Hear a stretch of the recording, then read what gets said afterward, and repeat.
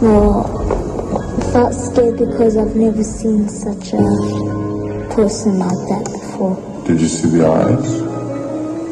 What did they look like? They were going like that.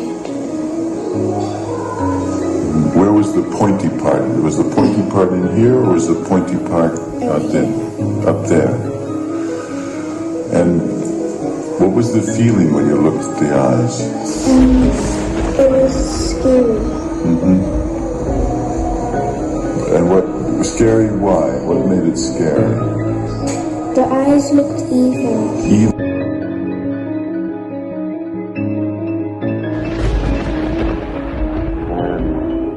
My grandmother, she was always adamant about she wanted to find out what it was. She didn't care what people thought. And so, as she went on, I know my grandmother and I, she got to work for her. And I actually looked on my skin on my face. Pretty like symptoms. I had to make a few days in school out of it. It's almost like a sunburn kind of feeling. First, now you get the first symptoms when you get sunburn.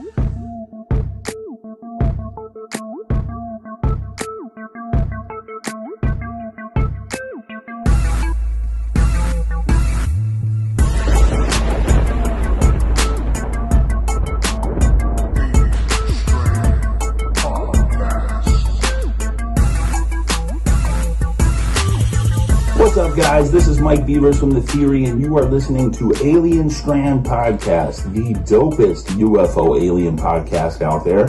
And if you want to find out about me, just go on YouTube and search UFOs over UFO or The Theory with Mike Beavers. Stay tuned, guys.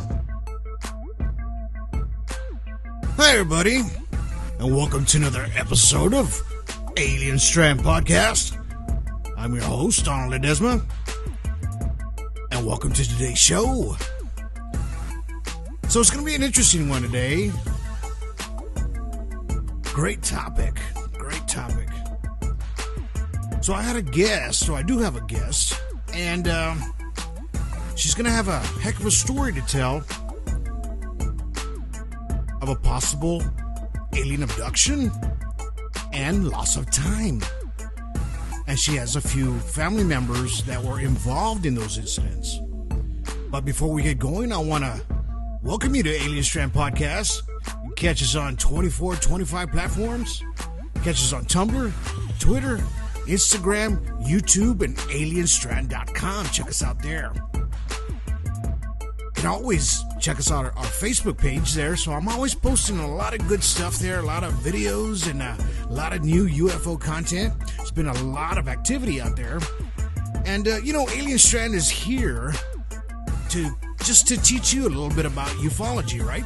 So that's what we do here. It's mainly like a big science class. And that's basically what I'm trying to do here. And just to let you understand a little bit of what ufology is all about. And it's not always about aliens, right? It's about Bigfoot too, and we have spirits, things of the unknown, things that we just don't understand, right? So we just try to put all that together in one big, show for you guys And thank you guys for tuning in. I mean, we're all over the world. Many countries are listening to Alien Strand. And thank you for that. And please share. Hit a like, subscribe, hit a heart there on any platform that you're listening to. And if you're listening live right now, thank you for listening live. You can interact with me right now as, we go on the show and you listen to, this conversation. It's going to be a nice one, a pretty lengthy one. But you know what? It's a great conversation, right? And we're going to, have you guys just understand of everything that happened to her and her family. And sometimes it's difficult to talk about these things, It's not very comfortable for some people to talk about. But she was brave enough to call me. And, we talked on the phone a little bit. And she gave me a lot of, insights of the things that were going on in her life, right?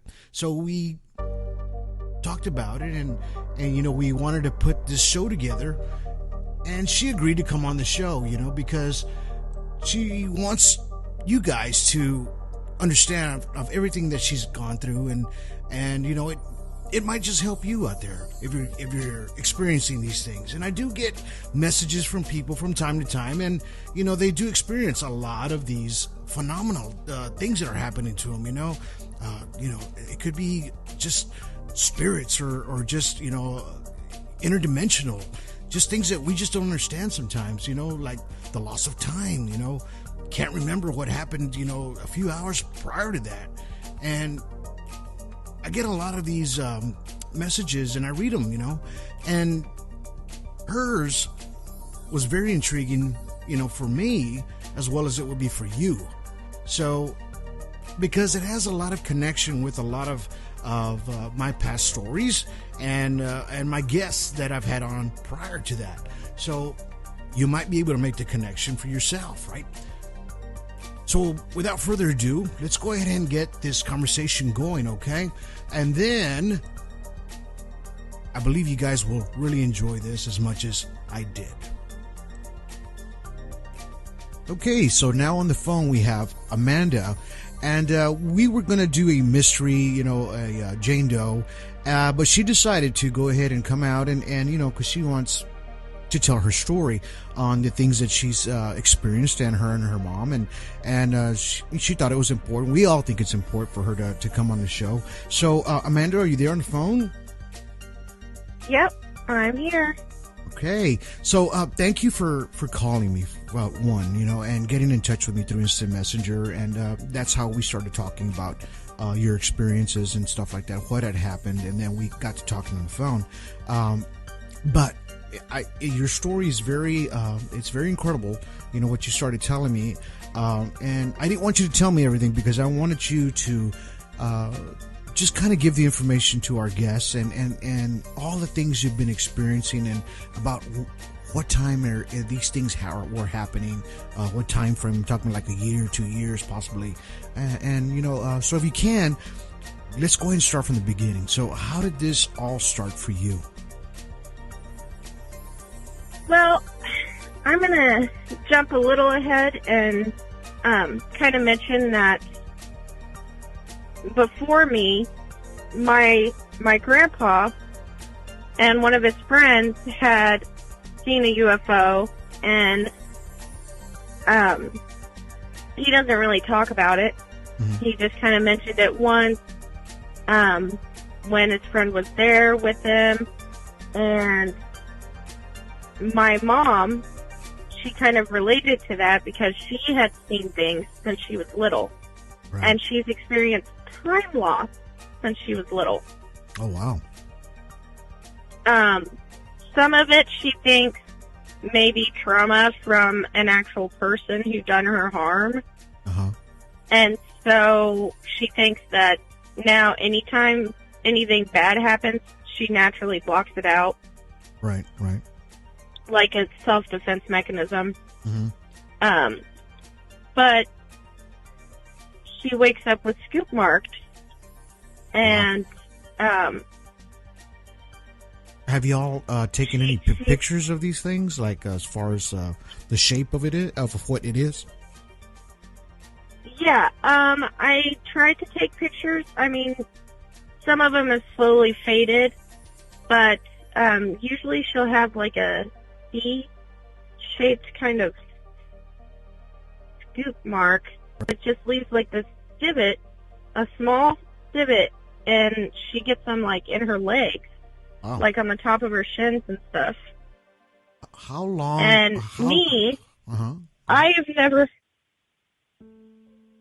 had scoop marks, but I have had what looks like this pin mark on the inside of my elbow on my right arm, and it just looks like a little red dot, like if somebody had just stuck me with a needle. But if you look close, you can see faint X mark right over it, and it just scarred over. So I have like this weird X on my arm that's been on there for years.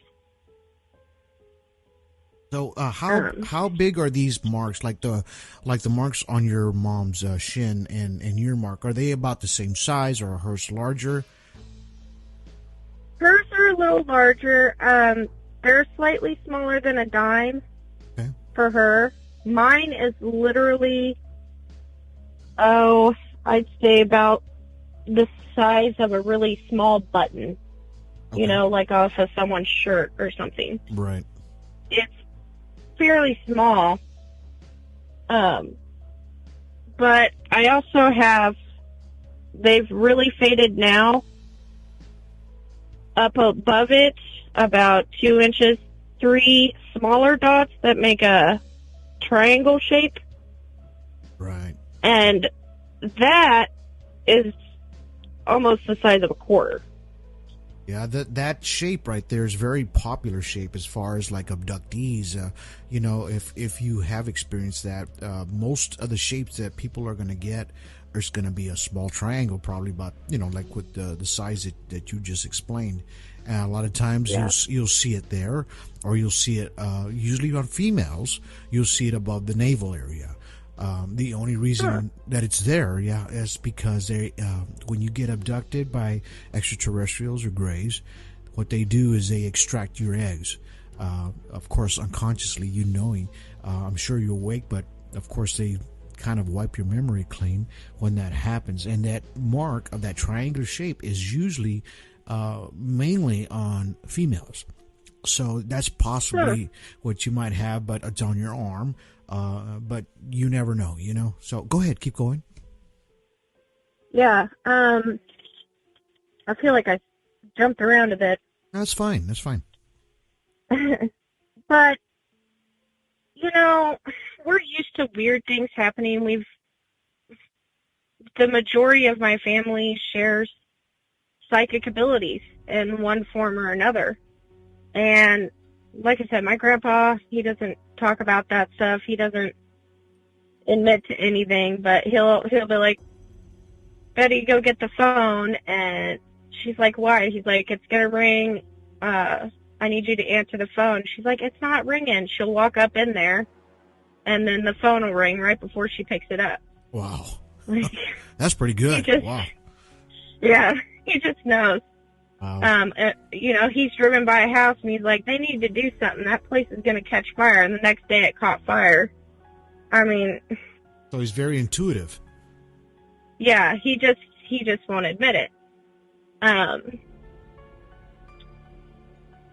But...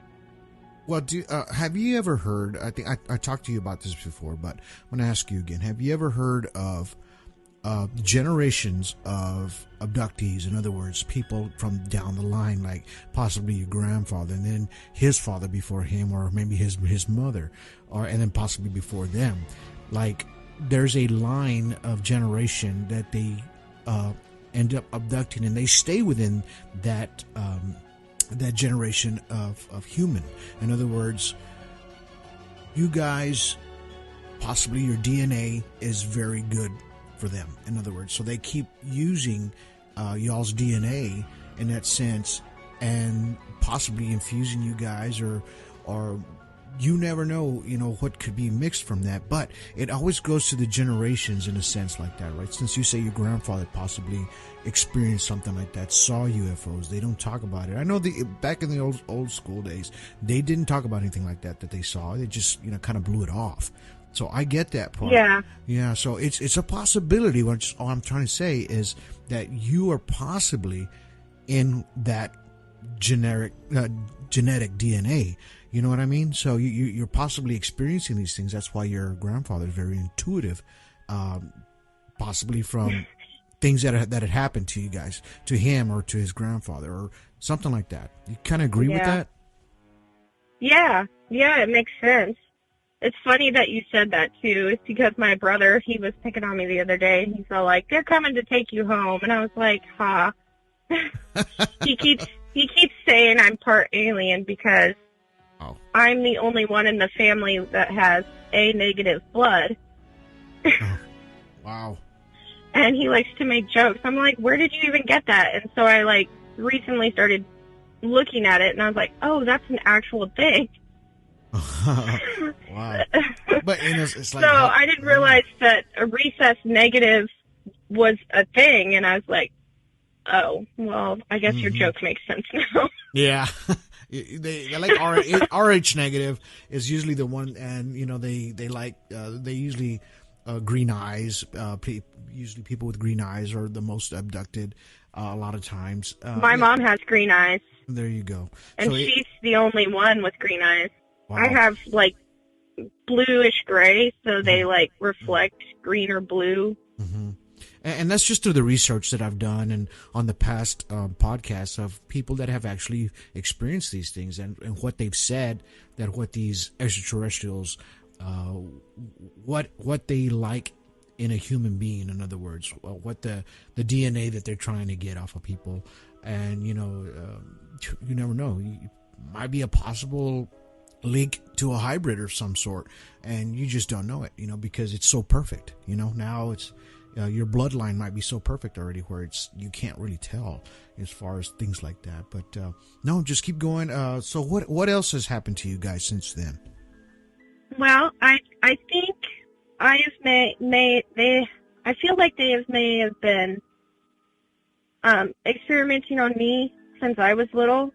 I used to be really bad at sleepwalking, and my mom said she used to sleepwalk. So she got to the point where she wouldn't sleep because when she sleptwalked, she would actually leave the house, and she would wake up somewhere else. Like one time she woke up in a barn. Another time she woke up and her arm went through the glass window of her grandmother's house. Oh no. They thought maybe she was trying to knock on the window and it broke while she was sleepwalking. But she has no idea how she got there. One time she was curled up in a ball, still partially asleep, holding a hammer in the corner of a room, just terrified. Oh, well, I mean, you heard. I think you heard that last podcast I had with Lisa O'Hara, right? Yeah. Yeah, I believe she was sleepwalking too at a time in her story, of what she wrote in her book as well. But it's a link. I believe it's some sort of a link. It's a subconscious link. In other words, where you don't realize what you're doing, but the back of your mind is awake, but you're asleep. You know what I mean? And you're acting out things that had happened or is happening. So, so your mom she sleptwalked too, and you sleepwalk too, right? I used to sleepwalk. I don't really sleepwalk anymore, but I would also sleep talk. And my mom asked me if I had been learning any other languages, and I said no. And mind you, I'm 7 years old. So, I'm really little when this is happening. And I was talking in a different language in my sleep. Oh. And they thought, maybe it was just gibberish at first. Well, one of our friends recorded me talking so we could try and figure out what I was saying, because I would do it almost every night. Oh, wow. Turns out some of the words that I was saying was ancient Egyptian. Really? They have no idea where I learned it or how, but I was actually speaking a whole nother language without knowing this language. And did you guys kind of interpret anything that you had said, like in a sentence or a word, or could you get anybody to figure out what exactly you were saying? We tried to. You know, if I still had that recording, I probably would do better now, but I don't. Okay. However, I was able to, we started learning about hieroglyphs in school a couple years later, you know, when they first introduced that kind of stuff. Right. I could look at glyphs or any kind of sigils and start translating them on my own. Just by looking at them. Yeah, just by looking at them, which is so strange, but Well, that's just think about that just for a second. I mean, you said that you were having a lot of these episodes as well as a child, right? So it's a possibility that whatever extraterrestrials took you could have been the human-like ones, right? And it could have been from, from the Egyptian, the ones who taught the Egyptians, possibly. Because they always talk about that, how the Egyptians were so technologically advanced for their time, right? And how they were making these massive structures and how they were writing, their dialect and everything. So if you kind of think about it, if you have been around these extraterrestrials, possibly, that you could have been learning this as a child. But of course, when you're back down on the ground or at home, you get wiped. Your mind gets wiped, right? And in that sense, but the back, subconsciously, it's still there. So, and it probably comes forward every once in a while because you trigger a memory, right? So when you see things like that, it probably triggered something, and that's a possibility. That could be what's happening to you actually. So, but keep going on that. Mm-hmm. So from there, it'd be, either seeing a UFO here and there, usually just the orb lights and stuff like that, and what we call wedges, but we think those are government because there's just something about them that seems like our own. Right. If that makes sense. Yeah. I mean, because of the shape, or just of how it's. Not only the shape, but like it doesn't fly as fast. It seems to have a very specific pattern to it where it flies. It's silent, and the very tips of these wedges are usually very reflective. Right. So even at night, you might get a glimpse of where the edge is. And every now and then it looks like a little flash at the very bottom, like if they're taking pictures. Does that make sense? Okay, so how large is this craft that you're seeing? Or how big is it? The wedges, I would say, is about the size, a little bit bigger than a regular Dodge van. Okay. Maybe like 1.5 vans. Well, you mean like the older vans, like how they were kind of big, like a bus sort of looking. Yeah. About that kind. Okay.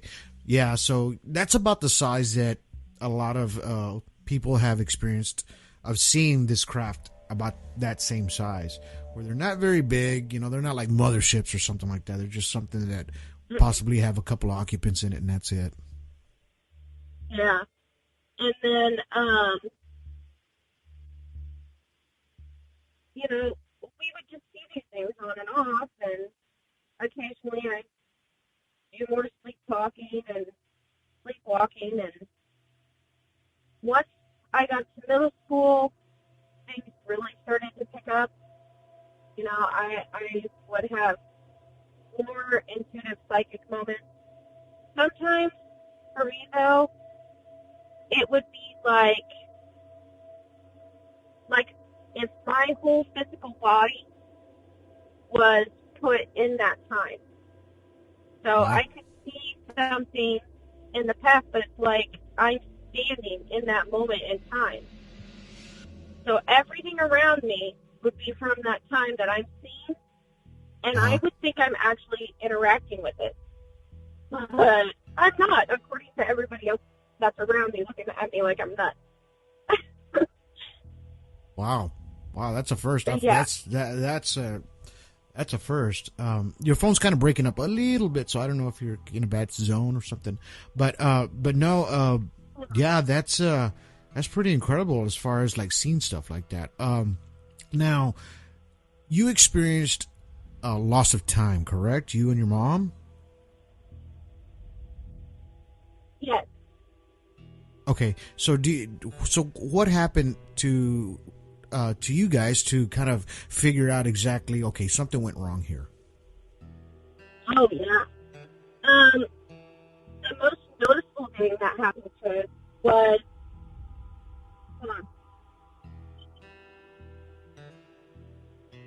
when we were driving home. You know, here it is, it's getting late, and it's only at most a 30-minute drive. And we were coming home from the back part of Leroy where you pass kind of the nuclear power plant, and then we'd go towards our hometown. Mm-hmm. Well, we passed our normal houses that we're used to passing, and you just go straight. It's a straight shot. You don't have to turn nothing, and then you hit town. Mm-hmm. Well, we've been driving, and after about what seemed like 40 minutes, we're like, man, we must be going slower, and we start realizing that it's taken a really long time to get home. Right.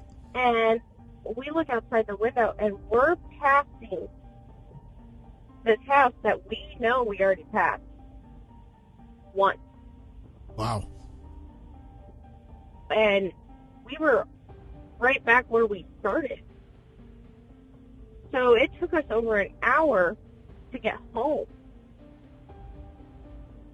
And we knew that something just wasn't right. Mm-hmm. Our gas gauge hardly moved at all. And we have no explanation how any of it happened. About what time of day was this? Was this at night, late at night? Late evening. By the time we started noticing, it was already dark. So we should have had about 20 more minutes of daylight left, and it was just gone. Oh. So it kind of seems like something picked you up or picked you guys up with car and all and put you back where you started. So, yeah. And then you have about what, 2 hours you said of missing time, possibly? I'd say it was, well, yeah, maybe an hour only. An hour. I don't think it was 2 hours. Okay. But still, that is freaky though. I mean, you know, you already passed this house. You all been driving for a little bit already, and then lo and behold, you're passing the house again. So yeah, something happened. Something happened to you guys that caused that little loss of time. You know what I mean? So there's a possibility that you were probably abducted. Like I had a podcast a couple of podcasts back. There's this gentleman and his brother. They were both abducted when they were children, right? And the younger age, 7 or 10. And then when they were grown adults, the younger brother that didn't say anything about anything. He never really got in the conversation of him and his grandmother and everybody getting abducted or seeing a large UFO. But later in life, in his mid-30s, he encountered almost what you did. You know, he saw he was going down a road, going to a movie, gonna go pick up a friend, and lo and behold, he wakes up and he's outside of the truck. standing there, but he's got blood coming out of his nose. Doesn't know, and he was just looking at a house that had a light coming from behind this house, right? So when he saw that, he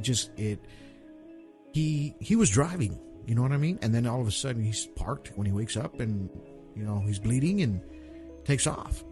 So Yep. this is almost, and he had that loss of time as well, a few hours. So it's a possibility that you guys probably experienced the same thing. So when you guys got home, did you guys kind of talk about it anymore, or just kind of went with the flow on it? We tried to figure out what happened. Obviously we had no idea. Later on, though, my mom couldn't sleep. She was having trouble sleeping and stuff, and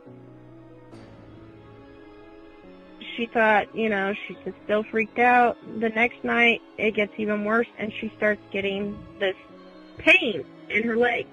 Uh-huh. And again, this was when I was in middle school. And so we go, and she just can't stand this pain in her leg. She goes to the doctor, and they said, well, you got something in your leg.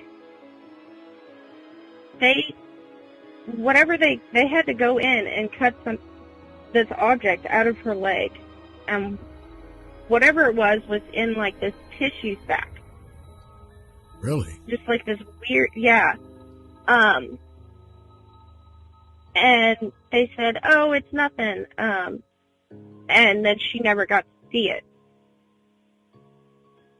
So at all. Did she say it? I mean, could she tell if it felt like it was a piece of sharp metal or something in that? Yeah, wound? she said it felt sharp, but for some reason it was like in this white sack that was around it that looked kind of like tissue, but she said it was thin, and it looked like there was something harder inside of it. Oh, wow. And occasionally, every now and then, that same leg will just swell up and she'll get extreme pain, and that's where most of her scoop marks come from. Oh, but that one left her a scar. Yeah. But they won't. She's got like this weird little round scar because they were able to pull it out, but they never let her see it after that. They wouldn't tell her anything else about it. They're like, oh, well, we don't know. It's just sometimes the body has, they were trying to play it off like it was just something else.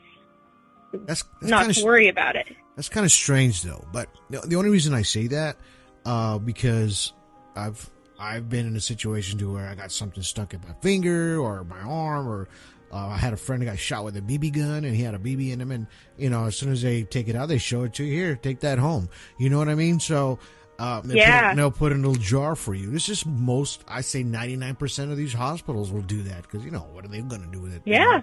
So and that's the strange thing that I find about that, why they kept it for themselves, or they just I don't know, or discarded it. That's kind of strange. But so after that, have you guys had any more experiences as far as, like, in other words, are your sightings of these crafts and things that are happening to you, is it more frequent now? In other words, is it a short time span in between when things happen? Yes. So we'll see a bunch, and we'll start getting bad dreams, and feel like something's following us for so long, and then we'll go through periods months where nothing happens. And then out of nowhere, boom, here they are again. And when I got a hold of you, when I finally, the reason I started looking was because my grandpa had fallen out of bed, cut his face real bad with his mask, but the next 2 nights after that, I was having this weird dream, and nothing seemed right. I was in this place that seemed sort of familiar, but everything inside was a place that I didn't recognize. And the walls didn't meet up. It was like they were being pieced together. And I know our brain does weird things, Right. But there was this figure outside next to the bushes. And I'm telling myself to shut the door and lock it, like you see somebody outside your place and it's night, your first response is lock your door, Right. Instead, I just calmly shut it. But in my mind, I'm freaking out. But for some reason, I'm being calm. And I try to, I'm telling myself, and I can mentally tell that I'm telling myself, go get the kids, wake up your husband, go out a different way, Mm-hmm. By this point, I'm just fighting to keep my eyes open. And I have this overwhelming sense to stay calm, Mm-hmm. which I don't want to do, but I'm physically staying calm. But you're I'm trying to but you're terrified at the same time. Yeah, but not even for myself. I'm more worried about trying to get my family out of there. Well, here I am trying to open my eyes, and I'm kind of crawling back in towards bed or something. Hmm. And when I open my eyes again, they're right there in front of the doorway. And all I see is this weird, tall, thin figure. It just looks dark, and it's holding something. It doesn't look like a knife, but I can't tell what it's holding. It's just some sort of weird object. And my eyes are getting heavier and heavier, and I cannot open them. Well, I know once I close my eyes again, they've got me. Right. But for some reason, I'm not doing anything that I would mentally I would do. And I catch myself. I actually wake up this time, for real. I'm waking up out of this dream, and I catch myself physically trying to get up. And it was hard to get up. But I broke free of it, and I almost fell on the floor. Do you feel like your body was locked down? Yes. At that point, I realized that I couldn't move previously. And so I knew that wasn't normal. And I didn't connect it at all towards my grandpa's incident. Anybody can fall out of bed. Right. Until my mom calls me the day after. Or I guess it would have been 2 days after, because the next night she was having a nightmare and fell out of bed. And her nightmare, she had more than one figure, and they were holding some sort of weird object. Really? And she was telling me about this, and I was like, that sounds just like what happened to me 2 nights ago. And she's like, what? And I told her, and I was like, okay, this is not a coincidence. So and you guys are experiencing the exact, almost same dream with your grandfather, your mom, yourself. Yeah. And now, your grandfather fell, right? So then you fell as well. Did your mom fall as well? My mom fell. I caught myself before I fell. Okay. Somehow I broke free and caught myself before I fell. And, you know, usually when my mom sees figures, since she was a little girl, if she sees any kind of being figure in her dream, usually they're cloaked. Right. Like they're wearing a cloak or something. And she says usually she'll see about 5 or 6 of them. Wow. And they're like tall, slim figured as well? Yeah, tall.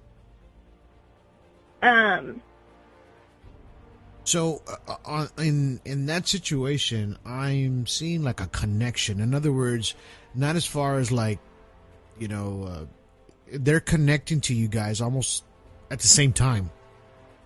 So, yeah.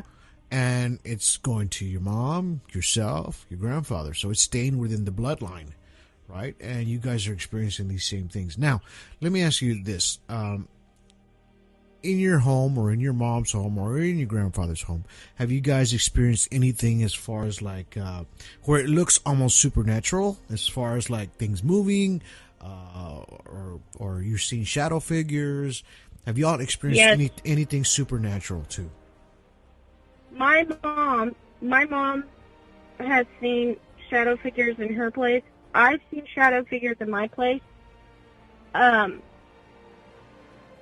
When I used to live with her, now my brother lives in that house, but when I was in high school, and my bedroom was upstairs.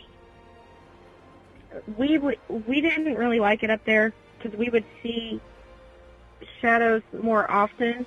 Right. And I was sleeping one night, and I had one of those normal fall dreams where you're falling. Right. Only I felt more airy. I felt like everything else was falling, but I wasn't falling. Mm-hmm. Does that make sense? Yes. Well, I started feeling pressure on top of me, and it was waking me up, so I knew I was physically feeling that pressure. Yeah.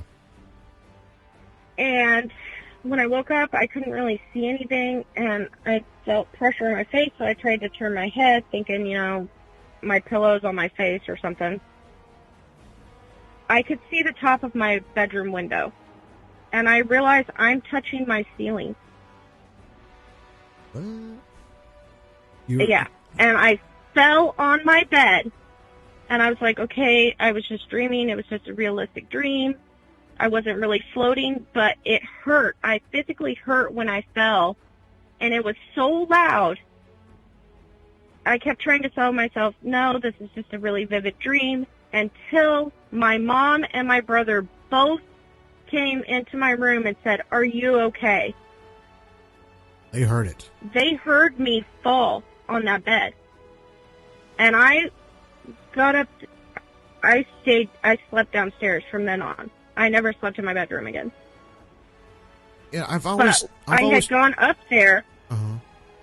Sorry, I had gone up there, and when I was looking in my bedroom, I found one of my hairs on the ceiling. Oh. So I was actually touching my ceiling. Oh. I don't know. It just...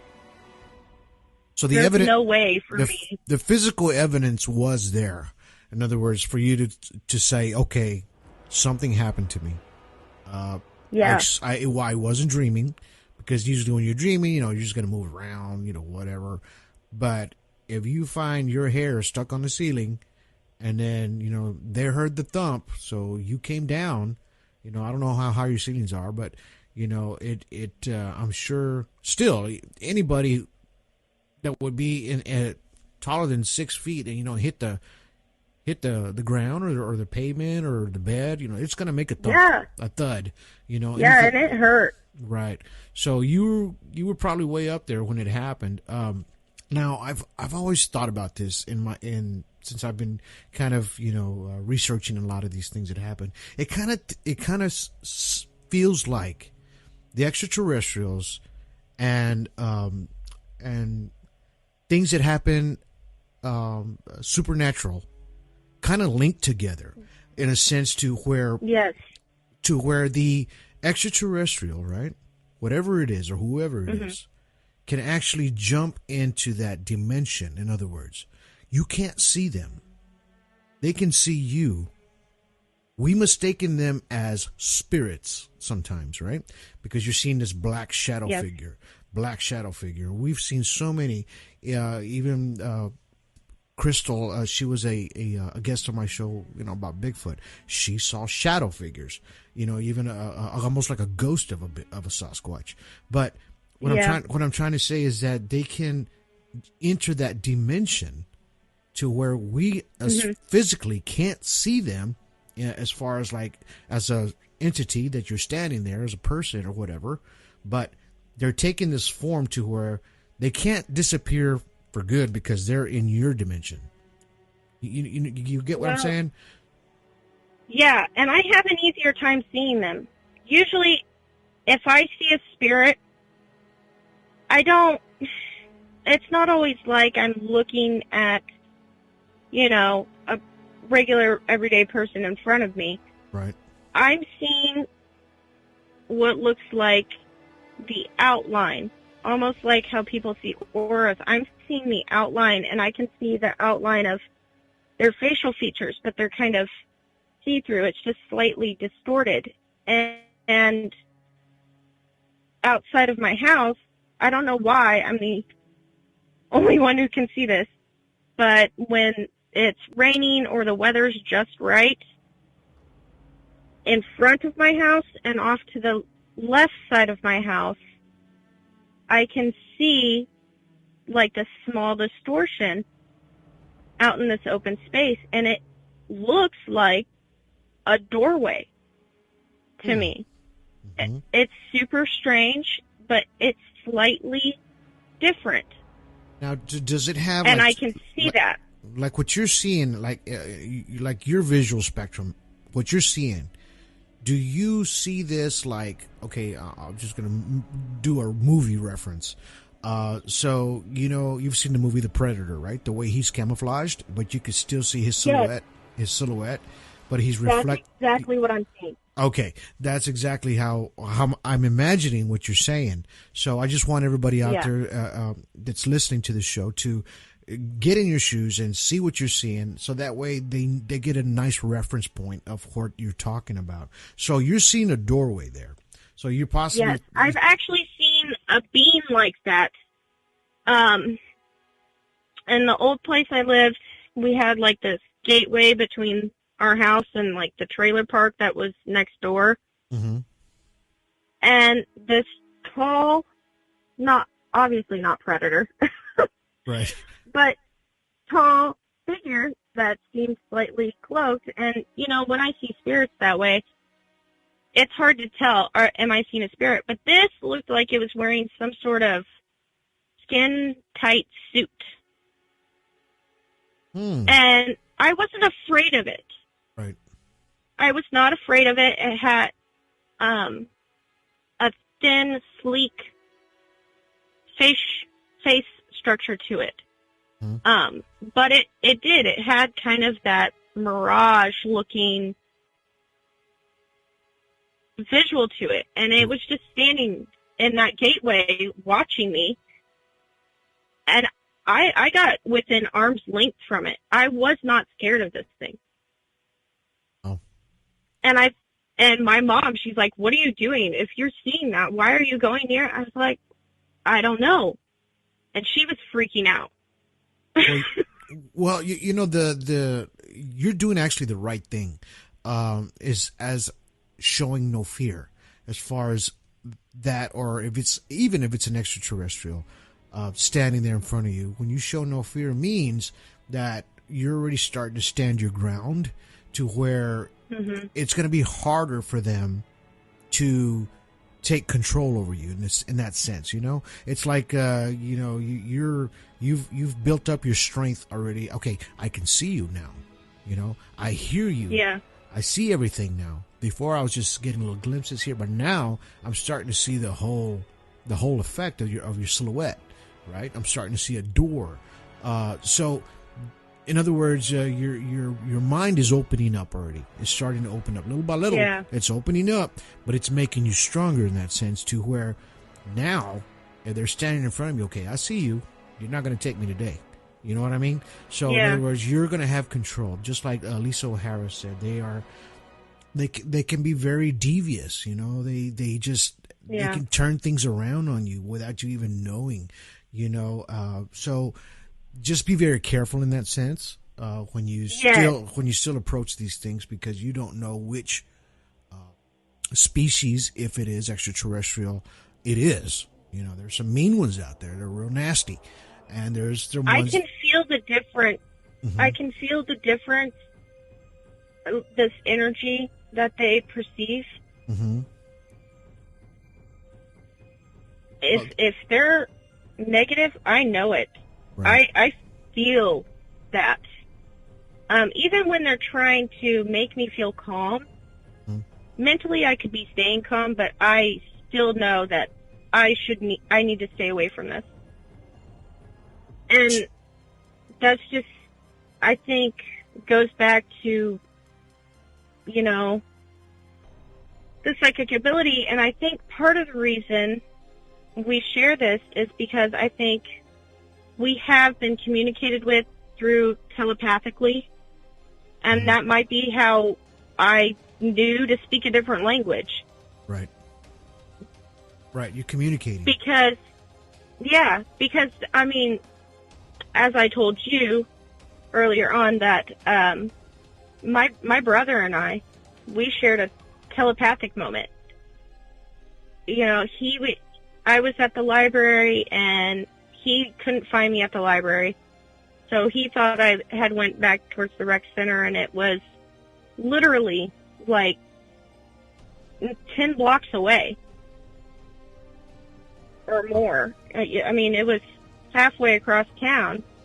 And I'm starting to look for him, not knowing he left the library. And as soon as I step outside of the library, I hear him calling my name, but it's like he's in my ear, right next to me. And I instantly knew he's not here. He's at the rec center, and he's coming on this road. So I started running towards this road, and we ran into each other. And he's like, I was calling for you. I was like, I know. Wow. So that's, y'all are pretty connected there, as far as that is. Yeah. As far as that incident. But it's made my brother a target for other things. I don't feel like he's been abducted like my mom and I have, but he does have his own experiences. Like, for instance, this one boy tried to get a ride from him, and my mom was with my brother at the time. Luckily, she was there, because my brother was about to let this kid in her vehicle, or in his truck, and she said, where are your shoes? There's snow on the ground. Oh, I lost him. And this boy is just covered.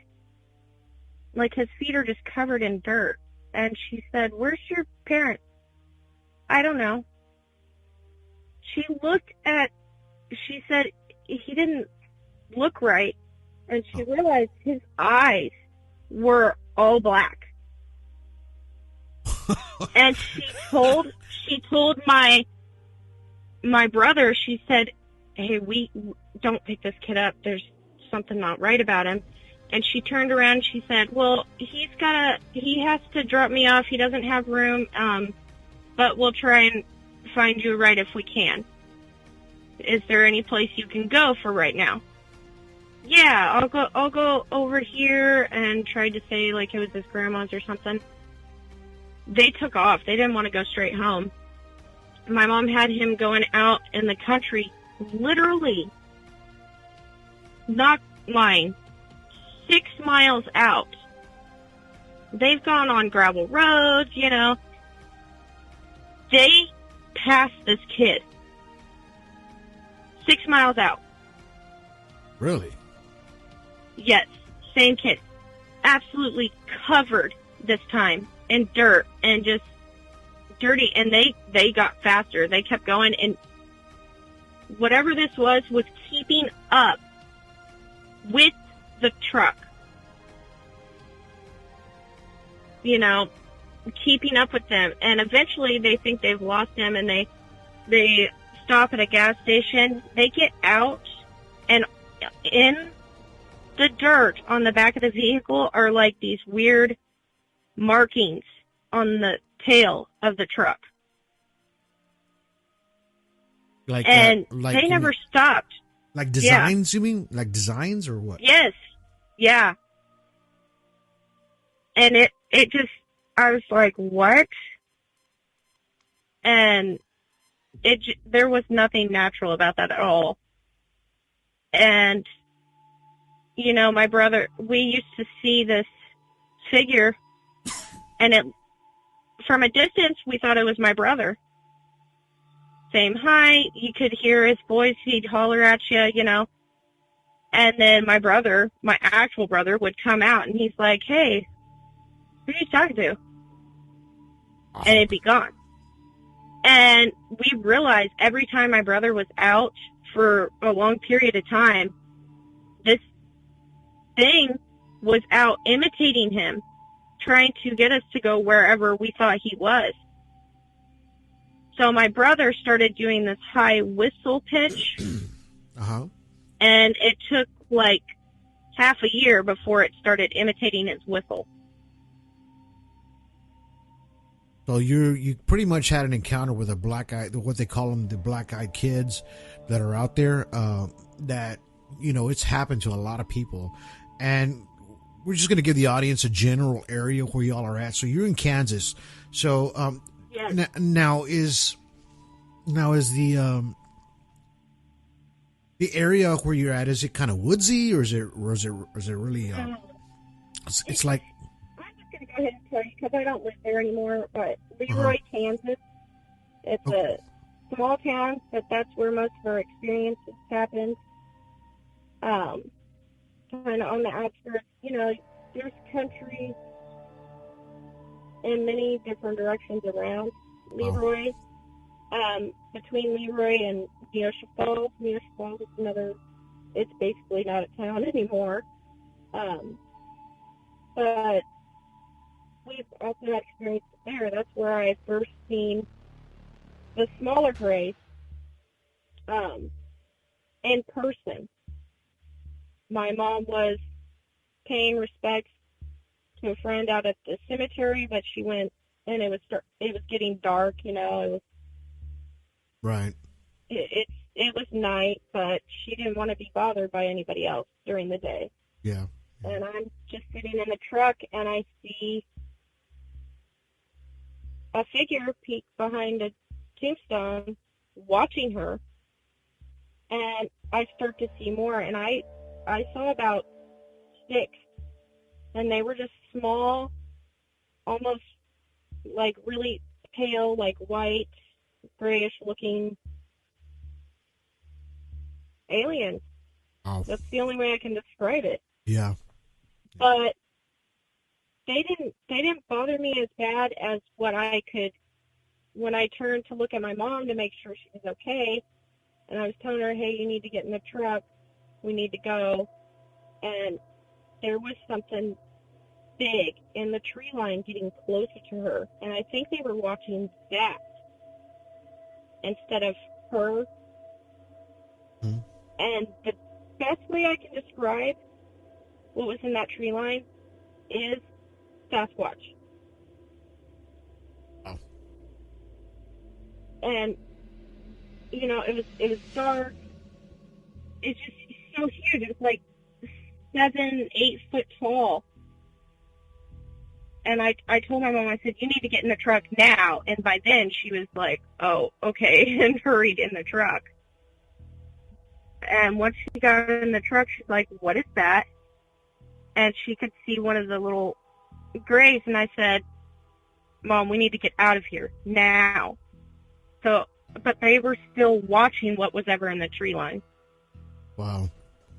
So y'all have already experienced all these unknown entities already in this Yeah.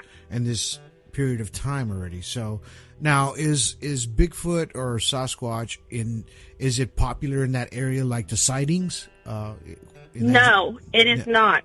Okay. However, somebody who lives in Neosho Falls did tell me that people have started talking about one recently. Okay. So, but we've recently started having experiences again.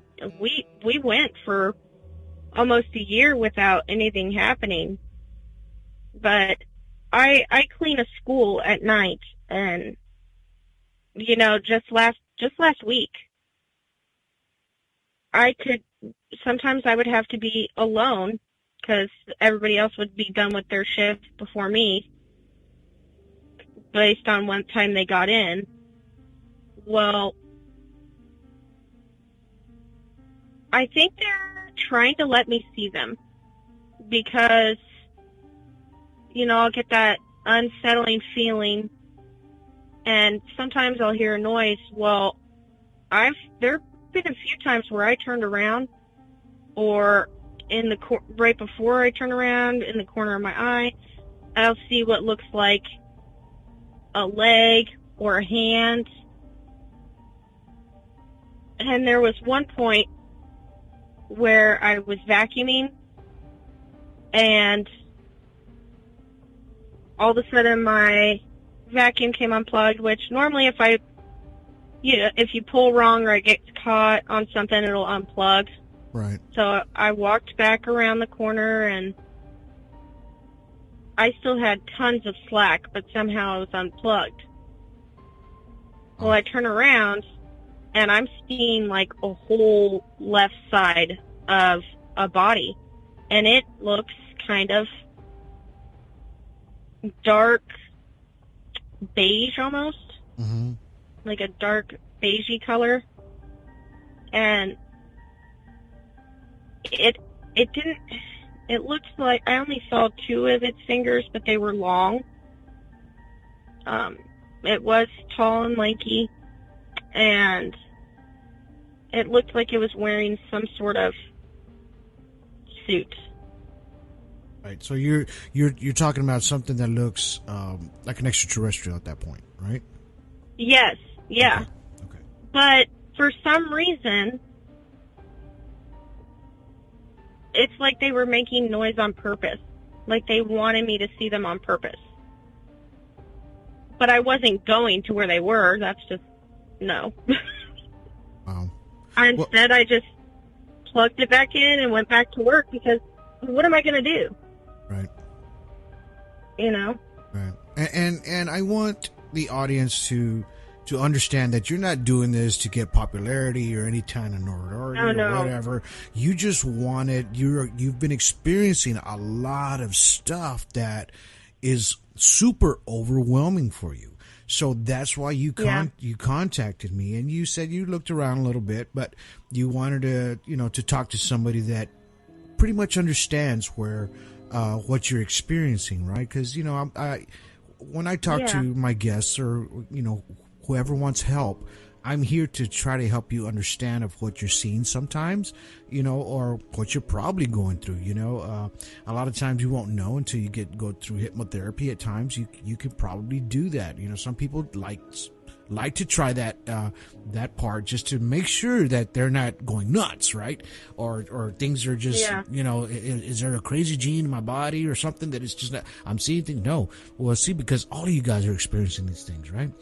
So, which brings me to my next topic, because I had a guest on it, and I think it was podcast 44. If you have a chance to listen to it, it's with Elena Danan. Now, she's in Ireland, but she experienced a lot of these things that you're talking about as a child, and her grandmother went through the same thing as what you're going through right now and what you guys have experienced. So she experienced these exact same things, and she was a guest on my show, so she was able to talk about her experiences. And what I want you to do, if you can, go back to that podcast number 44 and listen to it and see if anything that she says there kind of helps match up to what you're seeing in a sense. Hers are more extraterrestrial than anything else, but she still, up to today, she still telepathically talks to them, and they respond. So that's what she does. She does now, and I think she's got a website too or something like that. But what she explained and on my show, and she's done a couple other podcast shows, but that one was pretty close to what you are experiencing now. And I just want everybody out there to know that you're doing this because you want to tell your story, and you want to help maybe others understand of what you're going through and possibly what they're going through. Correct? I mean, this is what you're trying to do here. Yeah, and trying to just it was also a way to try and figure out if us starting to think that this was extraterrestrial was even a possibility, Right. And it sounds more and more that way. Right. Yeah, it's looking that way. That piece of the puzzle's coming together for you. And I've always talked about these on my podcast. It's a piece of puzzle. You put this piece together. By the time you know it, you have pretty much 3/4 of a big picture of what you're looking at. And by everything that you're telling us here today, and myself, and we're trying to figure it out for you, is it looks and it sounds very extraterrestrial. But at the same time, remember I told you that they can possibly jump into the dimensions of the supernatural. So they might be using that kind of sense as a cover-up. So the best thing to do is, like I said, just be strong, stand up to them, and little by little, your memories and things that have happened in the past or with your mom or whatever, or, things that you guys experienced all together, will start coming back stronger and stronger until you get the big picture. And then you'll notice that, okay, this is exactly what happened to me, or this is what happened to us. I know, I've seen it already, to where you can actually one day stand before them in full physical form. You know what I mean? So, and it's kind of rare, though. It's kind of rare that they let you do that. And I think it's because the only thing is the fear of you seeing them as an extraterrestrial or something different other than human, right? But well, I mean, they're a being. We're all spirits and bodies. Bodies are our vessels. Right, exactly. So, and they live on a higher consciousness. And scientists have even found that people have these higher consciousness available to them. We just have to unlock that part of our brain. And I feel like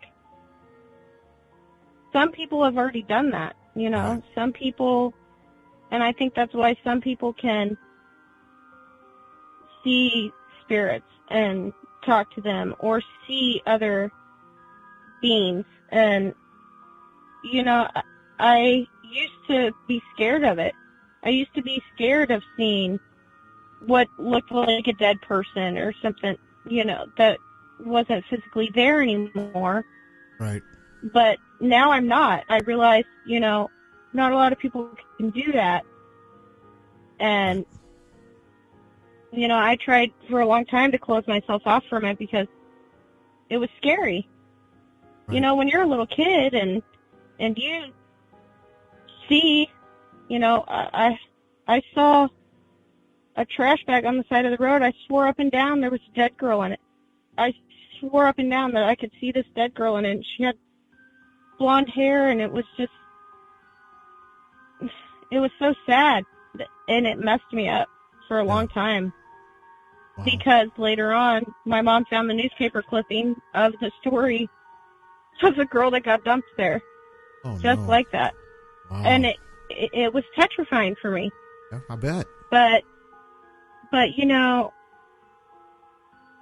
sometimes you gotta realize that we have these abilities, and those of us who've learned how to use them and should use it in a positive manner.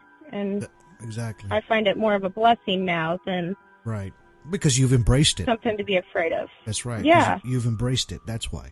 And a lot of people, they don't embrace it. They just like brush it off, or they just think, oh, well, whatever. It's probably, I don't know, maybe I'm seeing things, or they just kind of blow it off, in other words. So, but you have learned to actually go step by step by step and figure out, okay, this is what's happening. This is why this happened possibly. And, it's starting to open up for you, and now you embraced it, which is the best thing you can do. Because when you fight when you fight it and deny it, it's just harder for you to get it out and to remember. So now that you're embracing it and you're talking about it, which you're doing now, and which we really appreciate you for doing that. It's very brave of you, and we're proud of you for doing that. I'm proud of you, because a lot of people can't talk about these things, their experiences that they have, because they fear of, they're going to think I'm nuts, yada, yada, whatever. But you know what? In what you're doing right now, you don't really realize it. I talk to so many people every day as far as this ufology, extraterrestrials, and a lot of people send me messages of dreams that they have, experiences. They wake up screaming and crying, and they just don't understand it, right? So what you're doing today is actually helping someone out there to learn to embrace it and to figure out, okay, this is how I did it, just like Lisa O'Hara did it. So now you've learned to kind of go with it, in other words. So hopefully you get some kind of closure out of it. You know what I mean? And things just kind of go on, where it doesn't get in your way of your life, everyday life, in other words, where it's not in the way anymore. I think what I really want to know is the ones who are interested the most, I want to know why. Right. What is it that they need? What is it that we give that helps them? Now, I know that there are some bad ones out there. But I don't think they're all bad. No, and because you're still here. You're still talking to us. Yeah. Yeah. You're still talking to us. The bad ones, they don't let people come back. A lot of people don't come back.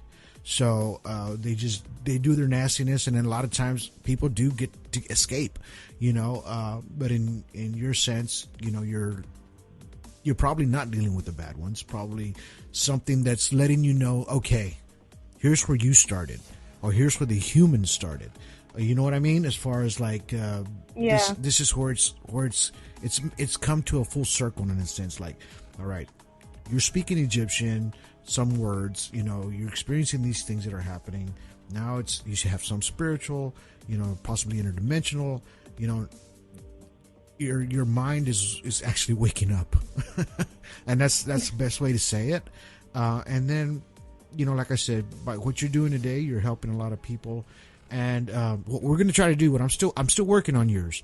So I'm trying to find somebody in your area that you can possibly talk to, and will help you learn to deal with this. You know what I mean? Maybe some kind of group that's possibly out there in your area that you could talk to as well. Not just us or myself. I mean, you can call me at any time. It doesn't matter. Or text me if you have a question about something. I'm always open ears to everybody. So. I'm going to send you a picture of what's on my arm, too. Okay, please do that. And then what I'll do is on this podcast, I'll put the picture up of your arm or whatever. And then, and just kind of, I'll add little details in there. And then maybe I'll put something up there so maybe if somebody knows anybody in that area as well that can help, then they can go through me, and then I'll put the contact that way, okay? So that way it's safer for you, and you don't have to worry about it that way. But I hate to leave a good story. And this was an amazing podcast story. I mean, you did an amazing job. Thank you so much for being on the show today, Amanda. And I know it was hard for you to talk about some of it, but by getting it out and letting people understand what you've experienced, it helps a lot of people understand a lot of these stories that happen to people. And they just don't think it's malarkey. You know what I mean? That it's actually things are happening to somebody out there that is experiencing this. But thank you so much, Amanda, for being on the show today. We really appreciate you. Thank you. I appreciate the help, and I hope that somebody else can relate to some of the things that have happened to me, and I hope that they get help and maybe they'll want to talk. Right, exactly. And I got one friend right now. He's pretty close to where you were at, so I'm trying to figure out things, right? So and this podcast will actually help him a lot. And like I said, I'm glad that you came out and decided to speak and talk, and we didn't hide your name, and so which is great. Might as well just get it out there, and just lay it out for all of us to hear. But like again, we're gonna go ahead and let you go. So thank you so much for being on the show. And I will keep close contact with you, and then we'll try to get some people in your area to reach out as well, and to help, maybe a group or something we can get you in touch with as well. Okay? All right. Thank you so much. Thank you so much, and you have yourself a good evening, okay? You too. Thank you. Bye. Bye-bye. Wow. What a great podcast this is here today. And you can hear the sincerity in her voice, and all the things that she's been through, especially all these experiences. What I'm getting out of this is that they're possibly stalking her in a sense. Are they trying to tell her something by being around, and just different things popping up everywhere, right? She witnessed a lot of amazing things out there, and I applaud her for that.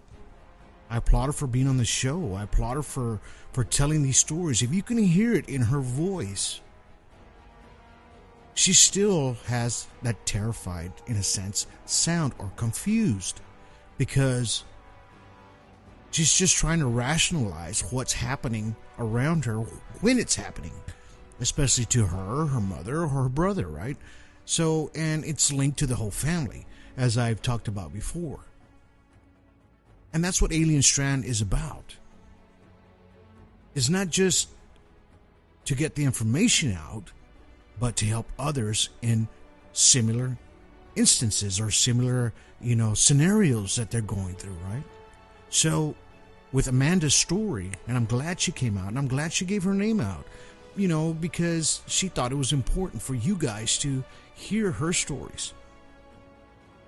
And everything that they've experienced through the years, this just didn't happen overnight. All these stories happened during these years. And she's tried to rationalize and put it together. So I'm glad she reached out to me. And I'm glad she was able to get it on the show so you guys can hear. And I want to thank everybody tonight for listening live tonight. I have David Aleph, Paul Wilborn, Neville, Kelly Green, everybody out there that's listening right now live. Thank you for listening to the show and being supportive of what we do here, for not just for Alien Strand, but for everybody, right? So please, share this podcast, share this information. We're on 26 platforms: Tumblr, Twitter, Instagram, YouTube, alienstrand.com, Spreaker, iHeartRadio, Spotify, Deezer, Castbox, Alexa, your iPhone can even play it. We even have our own Android app. So if you want to listen to the show there, just go to Google, download the Android app, and you'll be able to hear it for free at any time. You'll see it when it comes out live. You can actually interact with me while I'm on the air when I do these live podcasts. Where anywhere in the world that you are, and if you're awake, like right now, it's probably early in the morning over there at the UK with Paul, and he happened to wake up and listen to the show. Thank you, Paul, for that. We really appreciate you. Be safe out there, brother. And you know what? Thank you guys for listening to the show. Please share. Please hit a like. Hit a heart on there if you're listening to iHeartRadio, and follow us.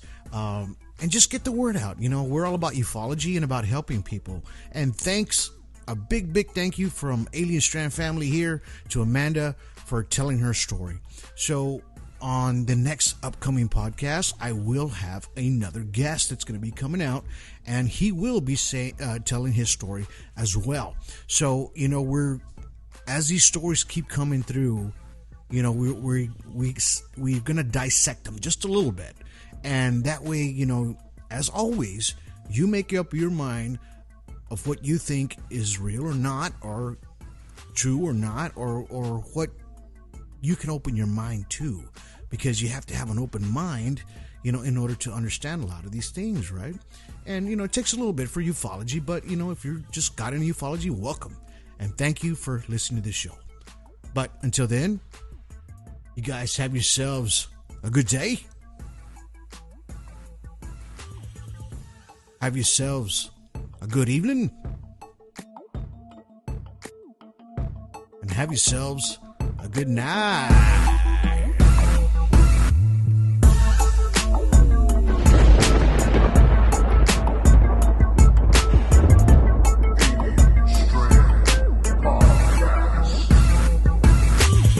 Hi, this is Kelly Green with Realty Executives, Coastal Bend in Corpus Christi, Texas.